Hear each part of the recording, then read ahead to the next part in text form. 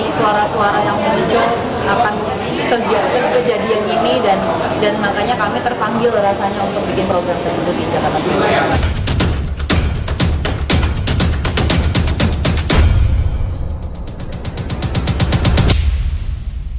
Dan juga ada dari Jakarta Film Week kembali digelar untuk keempat kalinya. Tahun ini, festival film ini mengusung tema resonansi yang menggambarkan bagaimana perkembangan sinema memiliki kekuatan untuk menciptakan dampak yang luas. Tahun ini, tercatat ada 1.132 film dari 85 negara yang diseleksi menjadi 140 film dari 50 negara. Film-film yang tayang pun rangkuman dari berbagai genre.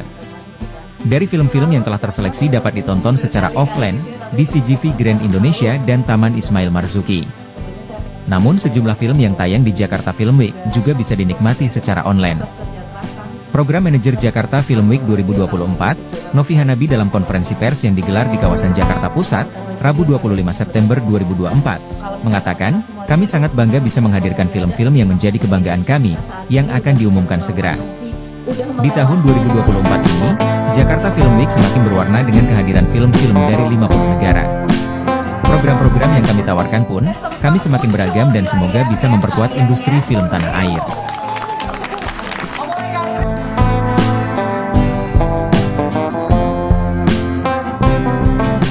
Seperti tahun-tahun sebelumnya, Jakarta Film Week 2024 juga menunjuk satu festival ambasador, yakni Christo Immanuel. Christo pun mengaku terhormat bisa berkontribusi dalam acara ini. Aktor sekaligus kreator konten Christo Immanuel dipilih menjadi duta Festival Jakarta Film Week 2024, yang akan dilaksanakan dari 23 sampai 27 Oktober.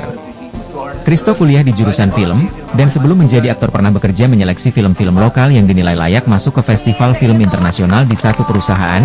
Dia bekerja di perusahaan itu selama 1 tahun. Kalau secara visi program kita juga ingin berperan pada mengamplifikasi pesan-pesan itu gitu. Ini juga menjadi bentuk dukungan kita pada Palestina.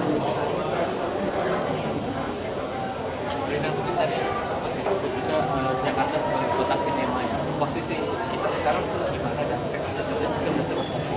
mungkin itu Bu Puji lebih tepat untuk bicara tentang kota karena beliau dari Inspirator DKI. Ya itu tadi yang tadi saya sampaikan Mas, bahwa Jakarta adalah Jakarta kota bebas, kita pesona, salah satu pesonanya adalah sektor perfilman, dan untuk saat ini dukungan untuk sektor ekonomi kreatif pada umumnya itu termasuk di dalamnya itu film itu ada 10,51% dari pendapatan DKI Jakarta. Itu berarti untuk grade-nya itu ya sudah bahwa sinema, kota sinema itu sudah masuk, dan dengan adanya Jakarta Film Week ini adalah kami harapkan dari Pemprov DKI ini menjadi pemantik untuk event-event internasional ke DKI Jakarta.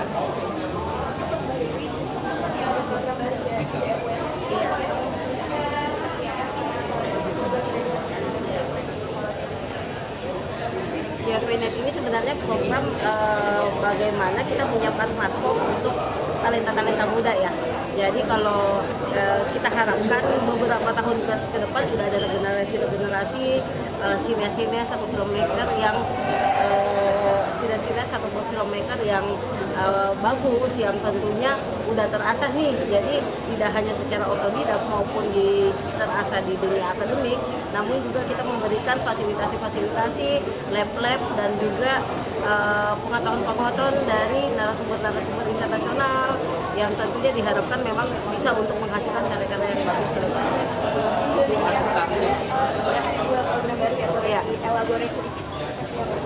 Yang programnya kalau dari JFPNet yang kita kolaborasi dengan Kemendikbudristek itu ada Business Forum. Jadi Business Forum itu merupakan upaya bagaimana kita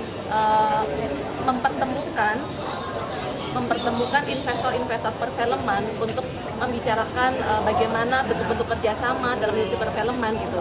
Jadi harapannya dengan Business Forum ini tidak hanya di aspek kreatif yang kita bangun melalui lab, tapi juga lebih banyak lagi pelaku bisnis berpartisipasi di dalam mengembangkan produksi-produksi perfilman, dan juga tentunya lebih banyak lagi pebisnis yang bisa menggairahkan industri lah.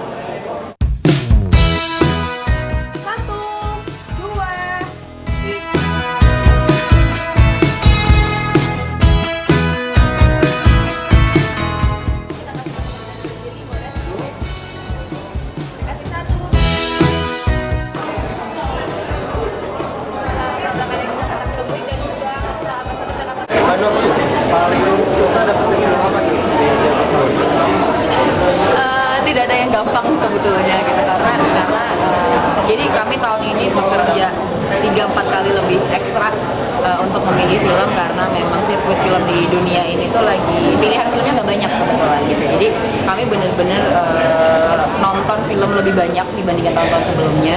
Total sekitar 1.000 film yang kami tonton untuk memilih di semua line up kita dan kalau diomongin apa yang paling susah sebenarnya adalah kemampuan kami menonton film sih. Itu yang kami ngerasa paling berat gitu karena kami jadi nggak punya weekend. Satu weekend kita udah satu hari bisa nonton 5-6 film gitu kan, dengan tujuan kita melihat mana yang emang kami paling butuh untuk dihadirkan di Indonesia.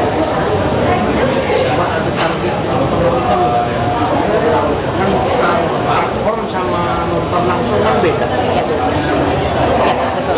Nggak ada sih, kami selalu setiap tahun pengennya bisa menghadirkan film yang sesuai dengan audiens masing-masing. Jadi berharapnya bisa diterima dengan baik, iya gitu. Tapi kalau jumlah target penonton secara tertulis sih nggak pernah kami put on the table gitu. Bahkan jumlah film yang diputar, semuanya kami nggak pernah ada target angka karena biar kami yaitu menjawab yang mana yang paling butuh aja, bukan yang kami kejar angka.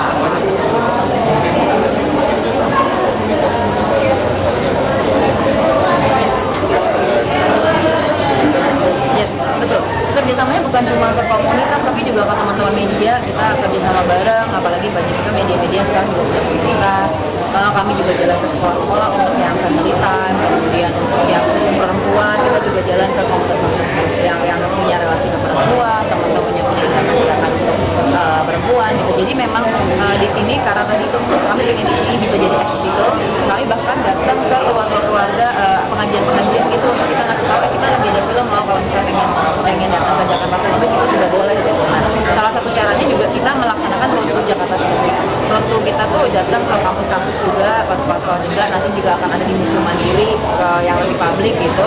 Kemarin sempat ada di Cina Forum, jadi ya itu juga tujuan kami untuk kita bisa lebih diakses oleh semuanya.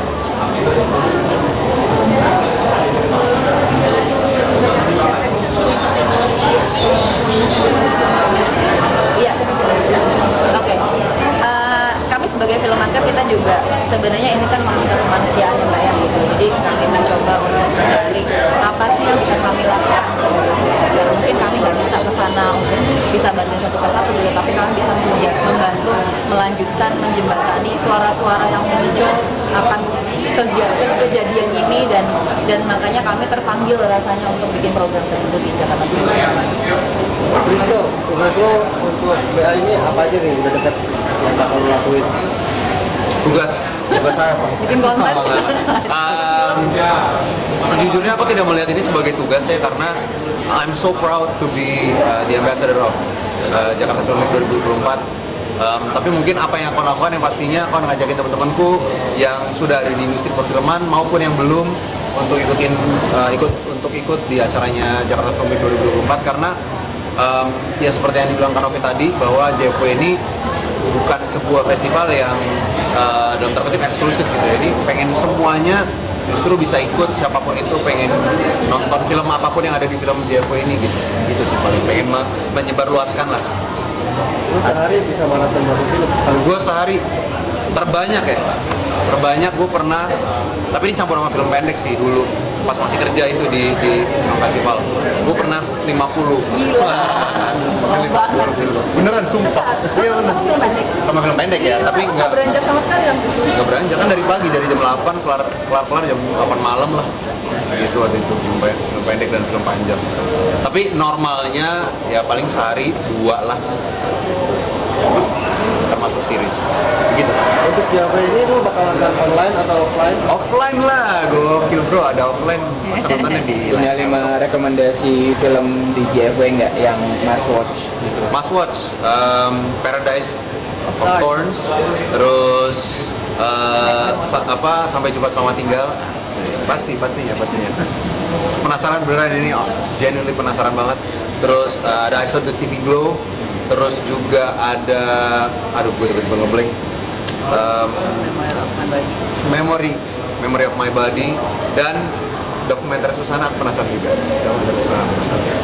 Gitu. Kalau Mas Adri mungkin punya must watch di JFW nggak? saw di TV gue penasaran banget. Terus ada sebenarnya malah pengen yang gue belum tahu apa-apa, gue nggak baca sinopsis, gue masuk dan nonton sih sebenarnya. Lebih kayak pengen nggak expect to be surprise sama filmnya gitu. Karena banyak banget dan kerandoman itu kadang-kadang bikin gue makin penasaran gitu nonton. Mungkin kayak agak random aja gitu. Oh, sama Joanna, sorry. Joanna-nya Robby Santo. Ya, sama film pendek sih dari Kerang itu juga pengen gue tonton semua.